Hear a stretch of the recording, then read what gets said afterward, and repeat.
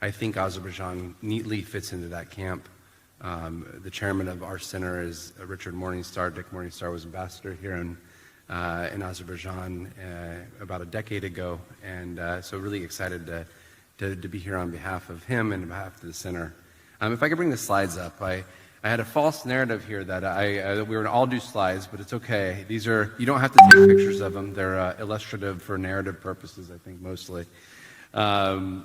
You know, and what I want to do today is bring a viewpoint from the transatlantic perspective. So as an organization that spends a lot of time between Washington, D.C. and Brussels, but also thinking through issues that are global in nature, and in my case, the energy portfolio, you know, of the importance of Azerbaijan to energy security, to the importance of the country in the context of development of the Middle Corridor. If I could bring the slides up, please. Just the other day, President Biden sent President Aliyev a letter that articulated the perspective of America in context of the importance of the energy space, the energy sector in particular, for global energy affairs. And in that letter, he wrote, quote, Azerbaijan is a pillar of global energy security. You know, that's an important facet of what I want to talk about today, because in 2018, I was at the White House and the National Security Council as Director for Energy, and I wrote a very similar letter. It was a letter to President Aliyev, then from President Trump, articulating in probably, if I went back and looked at it, the exact same message in terms of being a pillar of global energy security. That's a really important facet in terms of continuity. No one has to look far in terms of the political rhetoric in America. I think globally it can be divisive at times. And so when there's a moment of continuity, I think it's really important to highlight, and this is one of those moments. Now, that letter and that communication has changed over time. This year, President Biden highlights the importance of COP29, Azerbaijan's leadership in context of the presidency, continues to anchor the importance of energy diversification, but puts a new and I think more pronounced emphasis on expanding energy technologies and exports. So while we're talking about liquids today, I think it resonates in the context of transatlantic affairs that America, Europe, and others looking at Azerbaijan and the Middle Corridor as a conduit for global trade. So I like the reference to the Silk Road and the history, because I think we shouldn't be stopping just at liquids, but thinking through a much more comprehensive slate of opportunities. When you think through where this originated from and the context of, you know, the identity of the Middle Corridor in modern sense, I think we've already talked about BTC. That was the initial anchor for this aspect of international global security. The Southern Gas Corridor, I think, was the ultimate culmination of really that sense of security. And in the context of global affairs today, when you have a war in Ukraine and Russia's invasion of Ukraine 2 years ago, re-inspiring thoughts of energy diversification, it's not just about suppliers, which is very much about suppliers, it's also about fuel sources and the type of energies as well. So when I look at Azerbaijan and I look to the north and I think of Russia, and I look to the south and I think of Iran and the instability in the Middle East right now that we're seeing, you can see these beacons of insecurity, but the Middle Corridor seems to be an anchor of stability. And that's something that I think carries through and is a really large opportunity space, building on Azerbaijan's historic context as a reliable supplier to the European market, that should be seized upon at this moment. I'm going to go back one slide.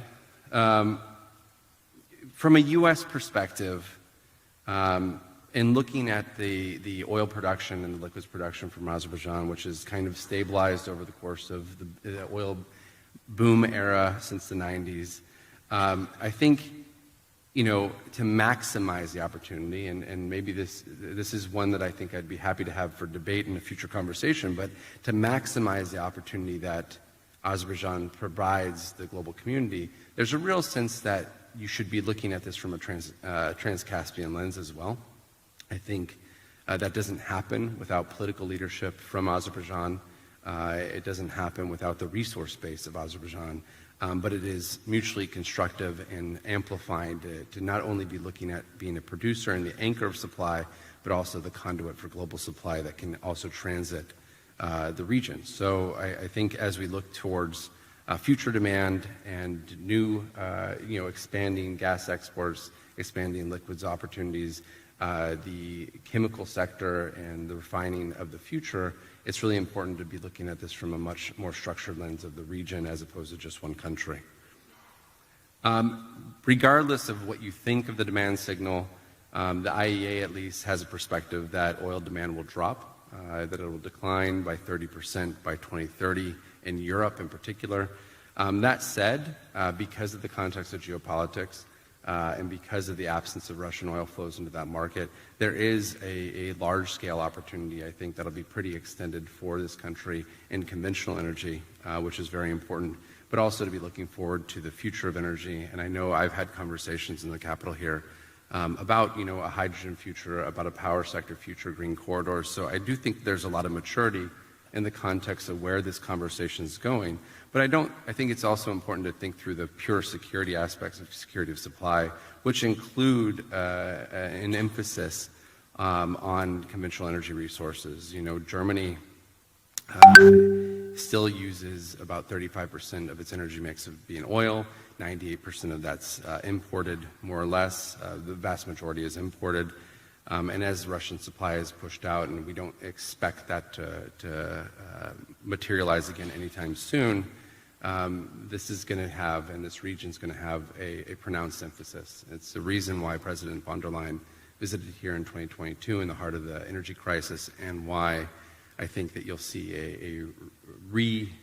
a stronger emphasis again as the commission comes together, a new commission comes together elections tomorrow, but I think the commission will come together in the next 6 months. There's some other subtexts of conversations in the outlook for European energy demand. They are becoming a little bit more acutely aware of the impact of EVs and supply chains on their own domestic auto trade. And so I think that you're seeing some angst that may also weigh in the future of supply there as they weigh the Chinese penetration within the market. I just want to foot stomp the importance of the country here and Azerbaijan as a keystone for a hub of the Middle Corridor. I've already spoke to this at length, so I'm not going to labor this.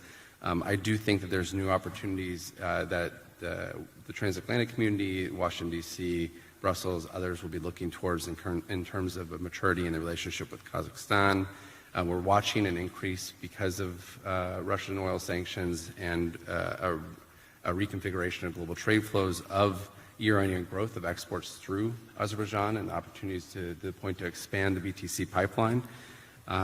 It's worth noting that the CPC pipeline over the course of the 2 years since the war started has been stable, but I think the emphasis on having many export routes is still really prudent, and that'll carry through in U.S. policy. The Caspian Policy Institute, a fellow think tank in Washington, D.C., thinks the Middle Corridor can have the potential to increase trade volumes by as much as 11 million tons by 2030. I think we should be inspiring that and actually embracing that future. Finally, I'll just conclude on this slide, which really points to the future ahead. Obviously, there's a lot of context of energy transition. Azerbaijan having the COP29 presidency, I think, puts a stronger emphasis on new technologies and new avenues for the Middle Corridor to succeed. One area that we're spending quite a bit of time in the Atlantic Council on is the materials transition. And even though some forecasts in the net zero scenarios look for a different disposition in terms of the quantity and volume of crude oil and petroleum products on the market, I think uniformly you see a bigger emphasis on the chemical sector and materials taking a more pronounced role in this. So I think there's a moment where you could also be looking at value-add products within the region, within Azerbaijan, that can be shipped throughout the corridor, more Middle Corridor as well. So I'll stop there. Broadly speaking, I think it just summarizes that there's a uniform sense of the value that Azerbaijan provides to energy security. I think that provides this region and this country with both political significance, but also a very strong economic and security emphasis. It can be further amplified by partnership within the region in a Trans-Caspian outlook. And then, as we look forward to the energy transition and how the energy system reconfigurates over the course of 20 years, 50 years, 100 years, whatever the timelines are, that it's important not just to be thinking about the conventional energy sector, it's also important to be thinking about the materials transition and opportunities on the horizon. Let's take care of energy security today and be thinking about how we can maximize the future as well. Thank you.